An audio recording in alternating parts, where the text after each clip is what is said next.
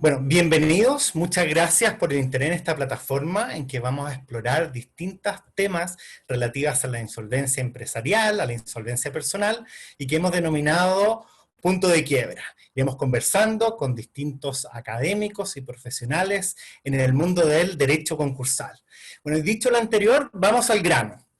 Uno de los puntos fundamentales, focales de la ley de insolvencia y reemprendimiento es que al término de un procedimiento de liquidación, antes quiebra, se produce la extinción de los saldos insolutos de las obligaciones. A esto se le llama normalmente el descargue de la deuda o discharge de las obligaciones. Si bien las leyes de quiebra históricas, nuestras leyes de quiebra anteriores, sí contemplaban medidas similares bajo la idea del sobreseimiento definitiva extraordinario, la verdad es que era con una fisonomía radicalmente distinta. En esas leyes históricas, para obtener el descargue de la deuda, era necesario que transcurriera un cierto tiempo, de 5 años en principio a 2 años después, y además que la conducta del deudor fuese calificada como la de un deudor honesto, y eso se hacía mediante la idea de que la quiebra fuese fortuita, es decir, no fraudulenta ni culpable. El artículo 255 de la Ley de Insolvencia y Reemprendimiento cambia bastante la figura y la establece de manera automática, es decir, por el solo Ministerio de la Ley al término del procedimiento, y por otra parte no parece decir nada respecto a la buena fe o al comportamiento honesto del deudor, a lo menos de manera expresa.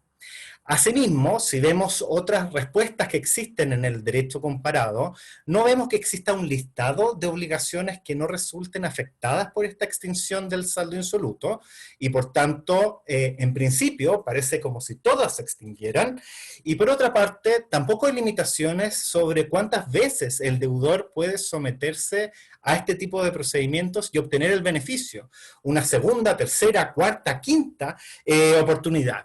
Bueno, al respecto, tanto la doctrina como la jurisprudencia han reaccionado sobre los detalles y la forma de operar de esta figura.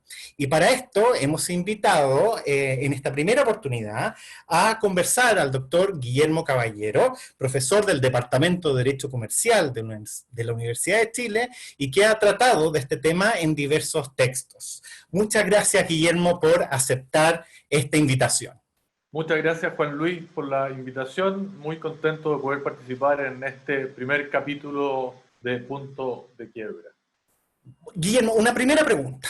Cuando uno ve la figura del discharge, del descargue de las obligaciones, parece ir bastante en contra de lo que es nuestro derecho a las obligaciones en general. Parece ir en contra de esta idea de que los contratos deben ser cumplidos, este pacta sunt servanda, esta idea de que el acreedor se le conceden todos los derechos para obtener el cumplimiento de sus obligaciones bajo el derecho de prenda general. ¿Por qué se incorpora la idea del discharge en el plano concursal? Dos órdenes de razones son las que justifican la incorporación de una regla de discharge en un ordenamiento jurídico: humanitarias y económicas.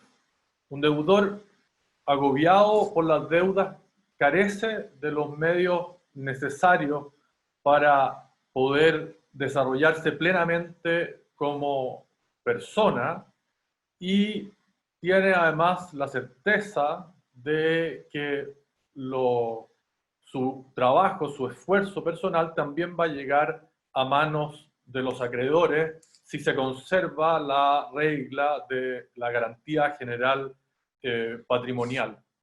Este agobio por las deudas también se traduce muchas veces en una afectación a la salud del deudor, y esta afectación a la salud agrava ya el entorno cercano al deudor, de su familia y de las personas cercanas, generando una situación de la cual es muy difícil salir por sí solo. Son estas consideraciones de la persona del deudor la que tiene en cuenta el ordenamiento para establecer a su favor una regla de descargue, considerando que hay que dar una segunda oportunidad al deudor honesto pero desafortunado. Esta a esta justificación se suma una segunda justificación de carácter económico, porque no tiene demasiado sentido que los acreedores sigan intentando el cobro de sus deudas una vez que el patrimonio del deudor está agotado. Y por ello los acreedores prefieren tener la posibilidad de castigar esos saldos insolutos que quedaron al término del procedimiento concursal de liquidación y no tener que seguir haciendo gastos en una cobranza que no tiene destino y por lo tanto tengan la posibilidad de castigar esas deudas. Lo que a estas justificaciones, por lo tanto, humanitarias y económicas, cubren de buena manera el concurso cuando se trata de una persona humana. Sin embargo, nuestro ordenamiento también concede este beneficio legal del descargue a las personas jurídicas con fines, con o sin fines de lucro que están sujetas a la ley concursal, las personas jurídicas de derecho privado, una sociedad anónima, por ejemplo.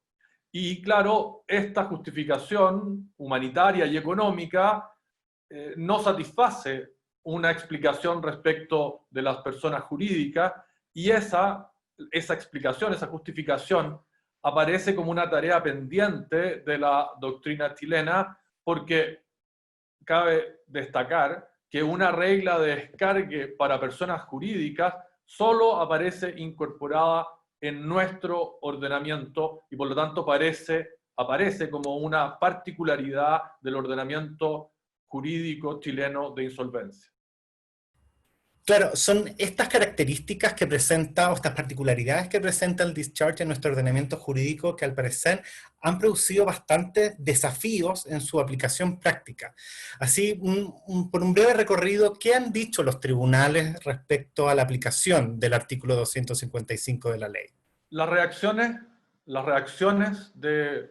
que se han producido frente a la ley, a mi juicio, surgen todas ellas en razón del desequilibrio que presenta la regla de discharge o de descargue de las deudas en nuestro ordenamiento y y ese desequilibrio se puede entender al menos en dos sentidos. Por una parte, la regla del descargue opera automáticamente, sin la posibilidad de excluir de este beneficio a un deudor que ha actuado de mala fe o abusivamente. Y por otra parte, ese desequilibrio también se manifiesta en que no están claros cuáles son los límites de los efectos de una regla de descargue en nuestro ordenamiento. Es decir, si esta regla tiene que aplicar a todo tipo de créditos o cede frente a algún tipo de obligaciones. Frente a este desequilibrio han surgido distintas reacciones que uno puede intentar agrupar en dos grandes bloques. Un primer grupo que se refiere a la posibilidad de excluir ciertos créditos del procedimiento concursal y un segundo grupo que apunta a ya no excluir ciertos créditos, sino impedir el ingreso, el inicio por parte del deudor de un procedimiento concursal de liquidación. En cuanto a los primeros, es decir, la posibilidad de excluir un crédito del concurso, el ejemplo más conocido es el ejemplo de los créditos con aval del Estado. Respecto de la imposibilidad de iniciar los procedimientos, la jurisprudencia muchas veces ha elevado los requisitos que se mencionan como contenido del escrito de la demanda a requisitos de inadmisibilidad, por ejemplo, la existencia de juicios pendientes, ¿no? Y por lo tanto elevado ese requisito a un elemento de admisibilidad excluyendo de esa manera el inicio del procedimiento concursal de liquidación. A mi juicio, ambas reacciones no son satisfactorias porque el punto central del asunto que ahora conversamos reside en que hay un desequilibrio al interior de la regla de descargue. Y por lo tanto las soluciones que no apuntan a corregir ese desequilibrio son soluciones parciales o temporales. Creo yo que están mejor encaminadas soluciones que apunten a exigir al deudor la buena fe, o al menos excluir a los deudores que están de mala fe, y de esa manera lograr alinear la finalidad de la norma con su aplicación. Muy bien. Ahora que la ley ya va a cumplir 6 años en octubre, sí se han visto que han existido en el último tiempo algunas novedades en materia jurisprudencial, ¿no? Efectivamente, han existido novedades en materia jurisprudencial, yo diría fundamentalmente en dos ámbitos. El primero de ellos se refiere a los efectos del descargue respecto de las garantías constituidas por terceros a favor del deudor sujeto al procedimiento concursal de liquidación. Dado que la ley no menciona cuál es el alcance de los efectos del descargue, se ha discutido si es que el descargue afecta también las garantías constituidas por terceros, es decir, si las garantías constituidas por terceros a favor del deudor sujeto al procedimiento concursal de liquidación se extinguen a consecuencia del descargue. La jurisprudencia se ha pronunciado recientemente sobre la cuestión, sosteniendo que el descargue no beneficia, no afecta las garantías constituidas por terceros, y por consiguiente los acreedores del deudor insolvente pueden perseguir el cumplimiento de sus créditos respecto de los terceros que constituyeron esas garantías.